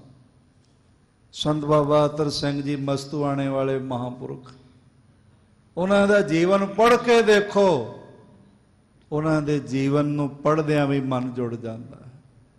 ਉਹਨਾਂ ਦਾ ਦੀਦਾਰ ਵੀ ਮਨ ਜੋੜ ਦਿੰਦਾ ਹੈ। ਹਾਂਜੀ, ਚੌਹਦੇ ਸੁਮਹਿ ਗੁਰ ਕੋ ਜੈਕਾਰੇ। ਇਸ ਤਰ੍ਹਾਂ ਸੋਨਾ ਪੁਰਾਣ ਗੁਣ ਸੁਭ ਔਰ ਧਾਰੇ, ਤੇ ਚੌ ਦਿਸ ਮੈਂ ਗੁਰ ਕੇ ਜੈਕਾਰੇ। ਉਹਨਾਂ ਕੋਲੋਂ ਬੋਲ ਸੁਣ ਕੇ ਫਿਰ ਚਾਰੇ ਦਿਸ਼ਾਵਾਂ ਵਿੱਚ ਗੁਰੂ ਦੇ ਜੈਕਾਰੇ ਗੂੰਜਣ ਲੱਗ ਪੈਂਦੇ, ਗੁਰੂ ਦੀ ਜੈ ਜੈਕਾਰ ਹੋ ਜਾਂਦੀ, ਗੁਰੂ ਦੀ ਵਡਿਆਈ ਦੇ ਝੰਡੇ ਝੁੱਲਣ ਲੱਗ ਪੈਂਦੇ ਹਨ। ਦੋਹਰਾ ਇਕ ਰਾਮਾ ਝੰਜੀ ਹੁਤੋ, ਹੇਮੂ ਸੋਏ ਨੀ ਦੋਏ। ਇੱਕ ਭਾਈ ਰਾਮਾ ਝੰਜੂ ਗੋਤ ਦਾ ਤੇ ਇੱਕ ਭਾਈ ਹੇਮੂ ਸੋਇਨੀ ਗੋਤ ਦਾ। ਜੱਟੂ ਭੰਡਾਰੀ ਤ੍ਰਿਤੀ ਸਹਦਰੇ ਰਹਿ ਸੋਏ। ਇਸ ਤਰ੍ਹਾਂ ਭਾਈ ਜੱਟੂ ਭੰਡਾਰੀ ਗੋਤ ਦਾ ਇਹ ਸਾਧਰੇ ਰਹਿੰਦੇ ਸਨ। ਸਾਧਰੇ ਦੋ ਨੇ, ਇੱਕ ਸਾਧਰਾ ਦਿੱਲੀ ਦੇ ਕੋਲ ਹੈ, ਪਿੰਡ ਹੈਗਾ ਬਾਹਰਵਾਰ ਸਾਧਰਾ, ਇੱਕ ਸਾਧਰਾ ਲਾਹੌਰ ਦੇ ਕੋਲ ਹੈਗਾ। ਮੇਰੇ ਖਿਆਲ ਨਾਲ ਇਹ ਲਾਹੌਰ ਵਾਲੇ ਸਾਧਰੇ ਵਿੱਚ ਹੀ ਰਹਿੰਦੇ ਹੋਣਗੇ। ਹਾਂਜੀ, ਚੋਪਈ ਸ੍ਰੀ ਅਰਜਨ ਕੀ ਸਰਣੀ ਆਏ। ਉਹ ਸਾਧਰੇ ਦੇ ਰਹਿਣ ਵਾਲੇ ਸਿੱਖ ਜਿਨ੍ਹਾਂ ਦਾ ਨਾਮ ਭਾਈ ਰਾਮਾ, ਭਾਈ ਹੇਮੂ, ਭਾਈ ਜੱਟੂ ਭੰਡਾਰੀ ਹੈ, ਇਹ ਗੁਰੂ ਸਾਹਿਬ ਦੀ ਚਰਨ ਸਰਨ ਵਿੱਚ ਪਹੁੰਚੇ। ਪਦ ਅਰਵਿੰਦਨ ਸੀਸ ਨਿਵਾਏ। ਤੇ ਮਹਾਰਾਜ ਜੀ ਦੇ ਚਰਨ ਕਮਲਾਂ ਤੇ ਸੀਸ ਨਿਵਾਇਆ। ਇਹ ਪੁਰਾਤਨ ਗੁਰੂ ਪਿਆਰ ਵਾਲੇ ਸਿੱਖਾਂ ਦਾ ਤੁਸੀਂ ਜੀਵਨ ਸਰਵਣ ਕਰਦੇ ਆ, ਲਗਾਤਾਰ ਚੱਲਦਾ ਪਿਆ। ਪਰ ਸਾਰਿਆਂ ਬਾਰੇ ਤੁਸੀਂ ਇੱਕ ਗੱਲ ਜ਼ਰੂਰ ਸੁਣੀ ਹੋਵੇਗੀ, ਉਹਨਾਂ ਦੇ ਸਵਾਲ ਵੱਖ-ਵੱਖ ਹੋਣਗੇ, ਟਿਕਾਣੇ ਨਿਵਾਸ ਵੱਖ-ਵੱਖ ਹੋਣਗੇ, ਬੋਲੀਆਂ ਵੀ ਵੱਖ-ਵੱਖ ਹੋਣਗੀਆਂ। ਰਾਜਾ ਰਤਨ ਰਾਏ ਆਸਾਮ ਵਾਲੇ, ਇਹ ਅਸਾਮੀ ਬੋਲੀ ਬੋਲਦੇ ਹੋਣਗੇ। ਭਾਈ ਨਿਵਲਾ, ਭਾਈ ਨਿਹਾਲੂ ਬਿਹਾਰੀ ਬੋਲਦੇ ਹੋਣਗੇ। ਇਸ ਤਰ੍ਹਾਂ ਹੋਰ ਆਪੋ ਆਪਣੀਆਂ ਵੱਖਰੀਆਂ ਵੱਖਰੀਆਂ ਪ੍ਰਾਂਤਾਂ ਦੀਆਂ ਬੋਲੀਆਂ ਨੇ, 12 ਕੋਹਾਂ ਬਾਅਦ ਕਹਿੰਦੇ ਨੇ ਬਦਲ ਜਾਂਦੀ। ਪੰਜਾਬ ਵਿੱਚ ਹੀ ਦੇਖੋ ਮਝੈਲੀ ਪੰਜਾਬੀ ਹੋਰ ਹੈਗੀ ਹੈ। ਗੁਰੂ ਨਾਨਕ ਦੇਵ ਮਹਾਰਾਜ ਜਿਹੜੀ ਪੰਜਾਬੀ ਬੋਲਦੇ ਸਨ ਮਝੈਲੀ ਸੀ, ਉਹਨਾਂ ਦਾ ਖਾਨਦਾਨ ਮਾਝੇ ਦਾ ਸੀ। ਬਾਬਾ ਸ਼ਿਵਰਾਮ ਜੀ ਬੇਦੀ, ਮਾਤਾ ਬਨਾਰਸੀ ਜੀ, ਗੁਰੂ ਨਾਨਕ ਦੀ ਦਾਦੀ ਦਾਦਾ, ਉਹ ਤਰਨ ਤਾਰਨ ਦੇ ਕੋਲ ਜਾਮਾ ਰਾਏ ਦੇ ਲਾਗੇ ਪਿੰਡ ਹੈਗਾ, ਉੱਥੋਂ ਦੇ ਨਿਵਾਸ ਰੱਖਣ ਵਾਲੇ। ਬਾਬਾ ਕਾਲੂ ਉੱਥੋਂ ਦੇ ਸਨ। ਵੱਖ-ਵੱਖ ਫਿਰ ਮਾਲਵੇ 'ਚ ਆ ਜਾਓ, ਫਿਰ ਪੰਜਾਬੀ ਥੋੜ੍ਹੀ ਬਦਲ ਜਾਂਦੀ ਹੈ, ਟੋਨ ਬਦਲ ਜਾਂਦੀ। ਇੱਧਰ ਰੋਪੜ ਆ ਜਾਓ, ਜ਼ੀਰਕਪੁਰ ਆ ਜਾਓ, ਮੁਹਾਲੀ, ਪੁਆਂਦੀ ਬੋਲੀ ਸ਼ੁਰੂ ਹੋ ਜਾਂਦੀ ਹੈ। ਹਰਿਆਣੇ ਵਿੱਚ ਆ ਜਾਓ ਹੋਰ ਹੈ, ਸ਼ੇਖੂਪੁਰੇ ਦੀ ਹੋਰ ਹੈ, ਸਿਆਲਕੋਟੀਆਂ ਦੀ ਹੋਰ ਹੈ। ਬੋਲੀਆਂ ਇਹ ਵੱਖ-ਵੱਖ ਬੋਲਦੇ ਸਨ, ਲਿਬਾਸ ਵੱਖ-ਵੱਖ ਤਰ੍ਹਾਂ ਦੇ ਸਨ, ਰਹਿਣ ਵਾਲੇ ਨਿਵਾਸ ਸਥਾਨ ਅਲੱਗ-ਅਲੱਗ ਸਨ, ਪਰ ਇੱਕ ਕਰਮ ਸਾਰਿਆਂ ਦਾ ਸਾਂਝਾ ਹੈ। ਤੁਸੀਂ ਬਾਰ-ਬਾਰ ਸੁਣਿਆ ਹੋਵੇਗਾ, ਸੁਣੋਗੇ, ਸੁਣ ਰਹੇ ਹੋ। ਉਹ ਕਰਮ ਸਾਂਝਾ ਇਹ ਹੈ, ਜਿਹੜਾ ਆਉਂਦਾ ਹੈ, ਭਾਵੇਂ ਆਸਾਮ ਤੋਂ ਆਇਆ ਹੋਵੇ, ਲਾਹੌਰ ਤੋਂ ਆਇਆ ਹੋਵੇ, ਸਾਦਰੇ ਤੋਂ ਆਇਆ ਹੋਵੇ, ਭਾਵੇਂ ਕਿਤੋਂ ਆਇਆ ਹੋਵੇ, ਉਹ ਆ ਕੇ ਸਭ ਤੋਂ ਪਹਿਲੇ ਗੁਰੂ ਸਾਹਿਬ ਨੂੰ ਮੱਥਾ ਇੱਕੋ ਜਿਹਾ ਹੀ ਟੇਕਦਾ, ਮਹਾਰਾਜ ਦੇ ਚਰਨਾਂ ਤੇ ਸੀਸ ਰੱਖਦੇ ਹਨ। ਸ੍ਰੀ ਅਰਜਨ ਕੀ ਸਰਨੀ ਆਏ, ਪਦ ਅਰਬਿੰਦਨ ਸੀਸ ਨਿਵਾਏ। ਬਾਕੀ ਵਿਚਾਰ ਹੁਣ ਕੱਲ ਆਪ ਜੀ ਦੇ ਨਜ਼ਰ ਕਰਾਂਗੇ। ਅੱਜ ਇੰਨੇ ਹੀ ਬਚਨ ਪ੍ਰਵਾਨ ਕਰਨਾ ਵਕਤ ਦਾ ਤਕਾਜ਼ਾ ਹੈ। ਬੜੀ ਇਕਾਗਰਤਾ ਨਾਲ ਆਪ ਸਾਰਿਆਂ ਨੇ ਸਰਵਣ ਕੀਤਾ। ਸੰਗਤਾਂ ਦੇ ਫੋਨ ਆਉਂਦੇ ਨੇ, ਕਹਿੰਦੇ ਨੇ ਝਟਪਟ ਟਾਈਮ ਮੁੱਕ ਜਾਂਦਾ ਹੈ, ਪਤਾ ਨਹੀਂ ਚੱਲਦਾ ਟਾਈਮ ਦਾ, ਅੱਧਾ ਘੰਟਾ ਹੋਰ ਕਰਿਆ ਕਰੋ। ਤੇ ਸੱਚੀ ਗੱਲ ਹੈ ਸਾਧ ਸੰਗਤ, ਮੈਨੂੰ ਵੀ ਸਮੇਂ ਦਾ ਪਤਾ ਨਹੀਂ ਚੱਲਦਾ, ਉਦੋਂ ਹੀ ਪਤਾ ਚੱਲਦਾ ਜਦ ਸਮਾਂ ਹੋ ਹੀ ਜਾਂਦਾ। ਉਹ ਵੀ ਸਤਿਗੁਰੂ ਨਜ਼ਰ ਪਵਾ ਦਿੰਦੇ। ਤੇ ਸਾਰਾ ਦਿਨ ਵੀ, ਸਾਰੀ ਜ਼ਿੰਦਗੀ ਵੀ ਜੇ ਗੁਰੂ ਨਾਲ ਜੁੜੇ ਰਹੀਏ ਤੇ ਸਾਰਾ ਜੀਵਨ ਇੱਕ ਇਤਨੇ ਆਨੰਦ ਨਾਲ ਭਰ ਜਾਏਗਾ, ਦੁੱਖਾਂ ਦਾ, ਮੁਸੀਬਤਾਂ ਦਾ ਪਤਾ ਹੀ ਨਹੀਂ ਚੱਲੇਗਾ। ਮਹਾਰਾਜ ਜੀ ਦੀ ਮਿਹਰ ਬਣ ਜਾਂਦੀ। ਸਮੇਂ ਦਾ ਤਕਾਜ਼ਾ ਹੈ, ਦੇਖਣਾ ਪੈਂਦਾ ਹੈ। ਇਸ ਲਈ ਹੁਣ ਇੰਨੇ ਹੀ ਬੋਲ ਪ੍ਰਵਾਨ। ਇੱਕ ਦੋ ਬੇਨਤੀਆਂ ਹਨ। ਕਣਕ ਵਾਸਤੇ ਸੰਗਤਾਂ ਨੂੰ ਬੇਨਤੀ ਹੈ ਬਈ ਲੰਗਰਾਂ ਵਾਸਤੇ ਕਣਕ ਜ਼ਰੂਰ ਰੱਖੋ। ਆਪਣੇ ਇਲਾਕੇ ਵਿੱਚ ਖਾਸ ਥਾਵਾਂ ਤੇ ਕਣਕ ਇਕੱਠੀ ਕਰਕੇ ਰੱਖ ਲਓ। ਟਰੱਕ ਪੂਰਾ ਹੋ ਜਾਏ ਫਿਰ ਸਾਨੂੰ ਫੋਨ ਕਰ ਦਿਓ, ਅਸੀਂ ਲੈ ਆਵਾਂਗੇ। ਦੂਸਰੀ ਬੇਨਤੀ ਹੈ ਕਿ ਲੋੜਵੰਦਾਂ ਲਈ ਤਖਤ ਪਟਨਾ ਸਾਹਿਬ ਵੱਲੋਂ, ਪ੍ਰਬੰਧ ਵੱਲੋਂ ਜਗ੍ਹਾ ਜਗ੍ਹਾ ਲੰਗਰ ਚਲਾਏ ਜਾ ਰਹੇ ਨੇ, ਹੋਰ ਸਹਾਇਤਾ ਪਹੁੰਚਾਈ ਜਾ ਰਹੀ ਹੈ। ਆਪ ਇਸ ਵਿੱਚ ਵੀ ਇਹ ਸਕਰੀਨ ਤੇ ਸਾਰੇ ਅਕਾਊਂਟ ਨੰਬਰ ਚੱਲਦੇ ਨੇ। ਕੈਸ਼ ਕਿਸੇ ਨੂੰ ਦੇਣ ਦੀ ਲੋੜ ਨਹੀਂ, ਆਨਲਾਈਨ ਟ੍ਰਾਂਜੈਕਸ਼ਨ ਹੋ ਜਾਂਦੀ ਹੈ। ਉਹਦੀ ਇੱਕ ਕਾਪੀ ਮੈਨੂੰ ਵੀ ਭੇਜ ਦਿਆ ਕਰੋ, WhatsApp ਤੇ ਸਕਰੀਨਸ਼ਾਟ ਜਾਂ ਬੈਂਕ ਸਲਿੱਪ ਭੇਜ ਦਿਆ ਕਰੋ। ਦੂਸਰੀ ਬੇਨਤੀ ਹੈ ਵੀ ਸਾਰੇ ਮਿਲ ਕੇ ਆਪਾਂ ਰੋਜ਼ 2-3 ਮਿੰਟ ਜਾਪ ਕਰਦੇ ਹਾਂ। ਆਓ ਸਾਰੇ ਮਹਾਰਾਜ ਜੀ ਦਾ ਧਿਆਨ ਕਰਦਿਆਂ ਹੋਇਆਂ ਵਾਹਿਗੁਰੂ ਮੰਤਰ ਦਾ ਜਾਪ ਕਰੀਏ, ਫਿਰ ਖਿਮਾ ਪ੍ਰਾਰਥੀ ਹੋਵਾਂਗੇ। ਵਾਹਿਗੁਰੂ ਵਾਹਿਗੁਰੂ ਵਾਹਿਗੁਰੂ। ਸਾਰੇ ਜਪੋ ਜੀ। ਵਾਹਿਗੁਰੂ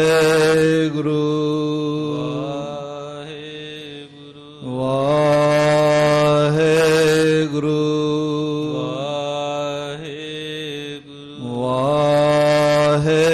ਵਾਹਿਗੁਰੂ ਵਾਹਿਗੁਰੂ